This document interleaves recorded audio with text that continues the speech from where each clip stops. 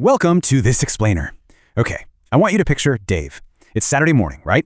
He's 45 years old, standing in his kitchen in sweatpants, holding coffee that's gone completely cold. He's been staring at his phone for 11 minutes straight. The dishwasher's mid-cycle, his daughter's in the other room watching cartoons, and he's actively wondering, is he a massive financial failure? And why is he thinking this? Because of a headline he literally just read.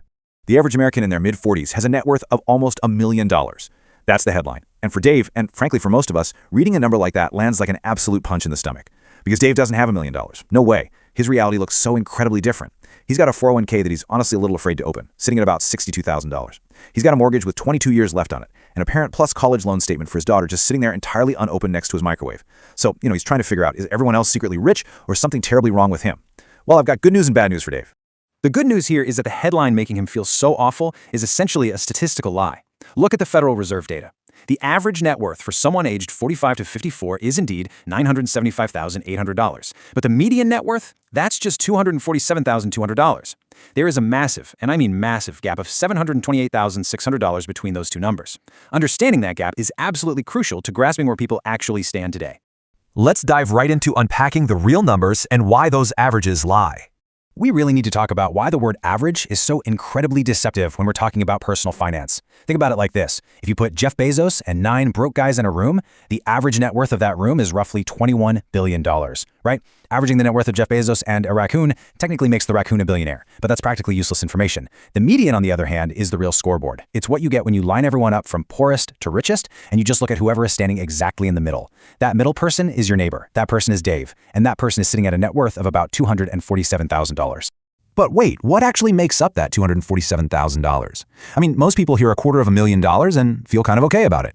But here's the catch. Roughly 60 to 70% of Dave's net worth isn't liquid cash at all. It's locked inside his house. If you subtract the $160,000 of home equity Dave has built up, he's left with about $87,000 for absolutely everything else. Retirement, emergencies, college, the whole shebang. And you can't eat home equity. You can't pay the electric bill with it. When gas is $3.70 a gallon and your kid wants pizza, having your net worth trapped in drywall doesn't do you any good in the Kroger parking lot. If you strip home equity out, the national median net worth literally collapses by about 70%. And when we zero in specifically on retirement, things get even more uncomfortable. The financial industry standard from places like Fidelity says that by age 50, you should have 6 times your annual salary saved. For a median income of around $116,000, that means a benchmark of about $700,000. But the actual median 401k balance for Americans aged 45 to 54 is just over $60,000. $60,763 to be exact. Remember, Dave is sitting at roughly $62,000. So he isn't at 6 times his income, he's at half of his income. He is roughly 10 times behind what the industry says he should be. So what's driving this? That brings us to the Gen X debt trap and these compounding pressures. You see, Dave isn't just irresponsible. His entire generation is playing a financial game that got much, much harder. Between 2019 and 2023, the 40 to 54 age bracket was the only age group in America to lose wealth in real terms. They got hit exactly when they were trying to buy into a housing market where prices had literally tripled. Now, Gen X carries the highest total debt load of any generation, over $158,000. They've got the highest credit card balances, with interest rates averaging over 21%.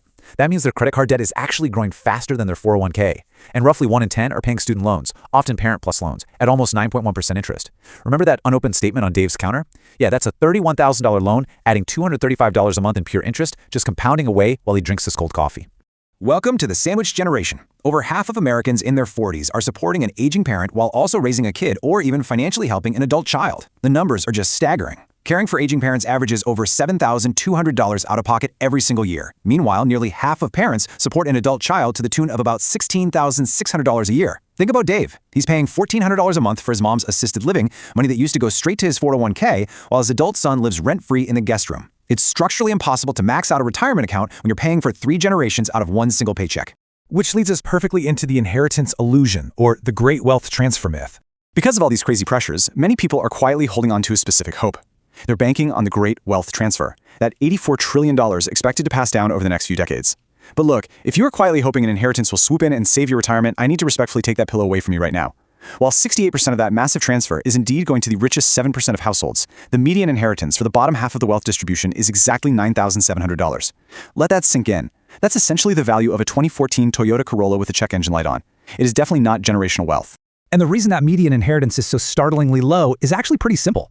Whatever wealth middle-class parents do have, which is typically tied up in their own homes, is being entirely devoured by the healthcare system. The average end-of-life care costs $137,000. Retirement healthcare, that averages another $172,000. Dave's mom is spending $74,000 a year on assisted living. Every single month she's there, Dave's potential inheritance shrinks by $6,200. The wealth transfer is a real thing, sure, but the idea of it rescuing the average 45-year-old, that's a total myth. And there's one more piece to this puzzle that makes the math incredibly tight. The oldest Gen Xers, those born in 1965, will hit their full retirement age of 67 in the year 2032. Well, just 3 years later, in 2035, the Social Security Old Age Trust Fund is projected to be depleted. If Congress doesn't step in and intervene, that triggers an automatic 23% cut in benefits. 77% of Gen Xers fear Social Security won't fully be there for them, and honestly, they aren't being paranoid. They're just reading the trustee's own report. But don't lose hope just yet. Let's talk about the 20-year window, which is really just a math problem with a solution. When you add up the credit card debt, the drywall equity, the astronomical care costs, and those looming benefit cuts, it feels completely overwhelming. But take a breath, it's just a math problem. And it is a math problem with a solution. Even if you're staring down a $62,000 retirement balance at age 45, you still have one almost impossible to replace asset. You have a 20-year compounding window. The worst possible thing you can do at age 45 is decide that it's just too late. Yes, the window is narrower than it was when you were 25, obviously, but that window stays open for 20 more years whether you actively use it or not. Let's look at the actual math on how you use it. To get to an ideal $1.7 million by age 65, starting from where Dave is right now, you'd need to save about $3,000 a month. Let's be real, for a median household, that's essentially impossible without making some radical lifestyle changes. But look at the alternative. Finding a way to save just $800 to $1,000 a month starting right now at 45, that gets you to $500,000, maybe $600,000 by age 65. Is that retire to a private beach money? No, of course not. But is it the difference between genuine breathing room security and absolute panic at age 72? Absolutely yes. So here's what Dave decides to do that following Monday morning. Before his coffee even finishes brewing, he opens his 401k app on his phone and bumps his contribution from 6% to 10%. That adds about $390 a month. Then he calls HR and sets up an IRA with another $300 a month auto-drafted straight from his checking account. That's nearly $700 a month. He doesn't need some complex, crazy guru plan. He just turns on the compounding machine and walks away. At a 7% return over his 20-year window, that single, simple morning routine is worth roughly $380,000 by the time he retires. The truth is, the average 45-year-old isn't a failure at all. They are just running a race that nobody told them actually started 15 years ago. The rules changed, the game got so much harder, and the averages were artificially inflated by billionaires. But guess what? The race is still very much on. You just have to stop pretending the finish line is going to wait for you and simply start running. So I'll leave you with this. Look at your numbers, understand your median reality, and ask yourself, where will you be in 2046? Will you have used your 20-year window?